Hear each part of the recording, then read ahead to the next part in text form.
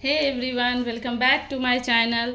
आज मैं आप लोगों के साथ एक बहुत ही अच्छी सी रेसिपी शेयर करने जा रही हूँ जो बहुत आसानी से बन भी जाती है और बहुत दिनों तक आप इनको स्टोर कर भी रख सकते हैं। तो ये बहुत ही अच्छे स्नैक्स भी आप बोल सकते हैं इनको। ये हम लोग के यहाँ अक्सर पूजा वगैरह में बनता है, आप ऐसे भी बनाकर इसको खा सकते हैं।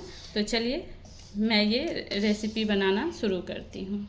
इसके लिए मैंने सबसे पहले ये 1 केजी मैदा ले लिया है।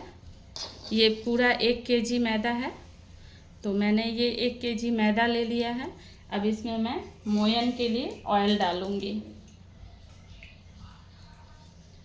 इसमें मैं मोयन के लिए ये 2 कलछी मैं इसमें ऑयल डालूँगी। मोयन का खास ध्यान रखिएगा, क्योंकि अगर मोयन अच्छी तरह से नहीं डालेंगे तो फिर ये खास्ता नहीं बनेगी, ये थोड़ी हार्ड हो जाएगी, फिर ये खाने में अच्छी नहीं लगेगी। तो इसलिए मोयन का खास ध्यान रखिएगा और इसको हम अच्छी तरह से मिक्स करेंगे जब तक कि ये इस तरह से इस फॉर्म में ना आ जाए, तब तक इनको अच्छी तरह से मिलाना है। मैंने इस मैदे को अच्छी तरह से मिला लिया है। देखिए ये इस तरह से इस कंसिस्टेंसी में आ गया है। तो इसी तरह का हमें चाहिए ऐसा। तो ये हो गया है। अब इसमें मैं कुछ ड्राई फ्रूट्स मिलाऊंगी।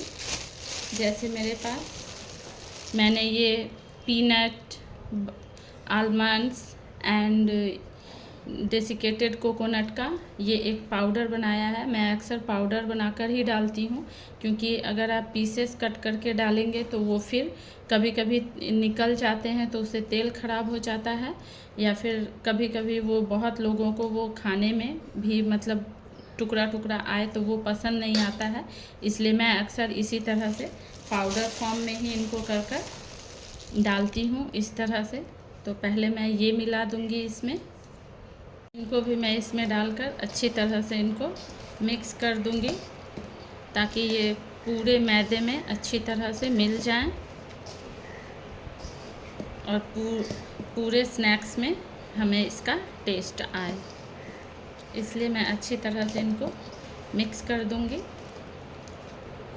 इसके बाद अब हम इनको थोड़ा साइड में रखेंगे, और जब तक मैंने ये 1 किलो मैदा के लिए ये 500 ग्राम चीनी लिया है, और इस चीनी को मैंने मिक्सर के जार में डालकर थोड़ा सा ग्राइंड कर लिया है दरदरा। इसी में मैंने इलायची भी डाल दिया था, उसका भी इसमें इलायची तो इसमें डालना ही है, इलायची का टेस्ट बहुत अच्छा आता है, तो मैंने इलायची भी इसी में डाल दिया था। अब मैं इसमें थोड़ा पानी डालकर इनको थोड़ा घुलने के लिए रखूँगी। फिर इसी चीनी से हम लोग ये स्नैक्स बनाएंगे। इनको हम लोग के यहाँ तो खजूर बोला जाता है। आप लोग कमेंट में बताइएगा कि आप लोग के यहाँ इसको क्या बोलते हैं। हर जगह अलग अलग नाम होते हैं कुछ चीज़ों के। तो आपके यहाँ क्या बोलते हैं इनको, आप लोग कमेंट में बताइएगा। मेरे यहाँ तो हम लोग तो खजूर बोलते हैं। तो मैं इसको थोड़ी देर घुलने के लिए रख देती हूँ, फिर मैं आगे का प्रोसेस करूँगी। ये चीनी अब ऑलमोस्ट घुल गया है। तो अब हम इन चीनी को इसमें थोड़ा थोड़ा डालेंगे और इनको हाथों से मिलाते जाएंगे। इस तरह से मैं ये चीनी डालूँगी और साथ ही इनको इस तरह से मिलाती जाऊँगी। इसी तरह से मैं सारे चीनी को यानी शुगर को अच्छी तरह से इसमें मिला लूँगी। देखिए चीनी मिलाने के बाद ये इस तरह से हो गया है। अब इसमें से मैं ये छोटे छोटे पोर्शन लूँगी और इनको इस तरह से हाथों से दबाते हुए चिकना कर लूँगी, इस तरह से। और इसके बाद अब मैं ये एक डलिया लूँगी, या फिर आप इस तरह का कुछ भी ले सकते हैं, जिस तरह का आप डिज़ाइन रखना चाहते हैं या फिर नहीं रखना चाहते हैं उस तरह से आप ले सकते हैं। तो इस तरह से मैंने ये एक डलिया ले लिया है। आप इनको छोटा वाला दौड़ी भी बोल सकते हैं या बास्केट भी बोल सकते हैं। तो इस तरह से मैं इनको दबाते हुए इस तरह से देखिए, इस पे इस तरह से डिज़ाइन बन गया है। इस तरह से मैं सारे तैयार कर लूँगी। तो देखिए इस तरह से मैंने सारे डिज़ाइंस देकर इनको तैयार कर लिया है। अब हम चलते हैं इनको फ्राई करने।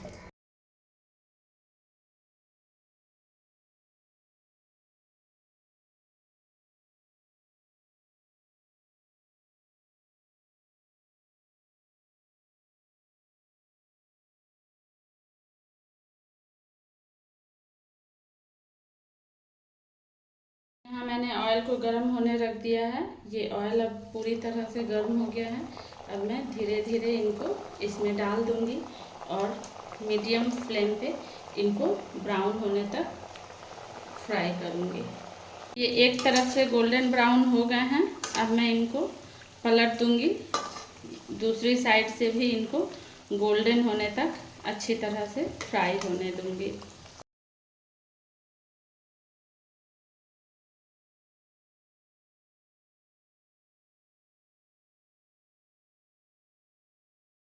देखिए ये गोल्डन ब्राउन होने तक अच्छी तरह से ये पक चुकी है। अब मैं इनको बाहर निकाल रही हूँ। इस तरह से मैं ये सारे बाहर निकाल लूँगी। देखिए ये हमारे खजूर बनकर तैयार हैं। देखिए ये कितने क्रिस्पी बने हैं, कितने क्रिस्पी बने हैं। हमारे यहाँ तो इनको खजूर बोलते हैं, आपके यहाँ क्या बोलते हैं? बहुत लोग इसको ठेकुआ भी बोलते हैं, पर हम लोग खजूर बोलते हैं। आप कमेंट्स में बताइएगा कि आपके यहाँ क्या बोलते हैं। एक मैं आप लोगों को तोड़कर भी दिखा रही हूँ। देखिए ये कितने सॉफ्ट बने हैं और इनको आप आराम से 2 महीने 3 महीने भी आप इसको स्टोर कर कर रख सकते हैं और आराम से खा सकते हैं। तो आप लोग भी ये रेसिपी बनाइए और कमेंट में ज़रूर बताइएगा कि आप लोगों को मेरी ये रेसिपी कैसी लगी। और आप लोग इसी तरह की नई नई रेसिपीज़ देखना चाहते हैं, फेस्टिवल सीज़न में भी आप लोग अगर कुछ खास देखना चाहते हैं तो आप लोग कमेंट में मुझे बताइएगा। मैं कोशिश करूँगी कि आप लोगों के लिए वो वीडियो ला सकूँ। और इसी तरह की नई नई वीडियोज़ को देखने के लिए मेरे चैनल को सब्सक्राइब कीजिए। तो मिलते हैं एक नई वीडियो के साथ, तब तक के लिए बाय बाय।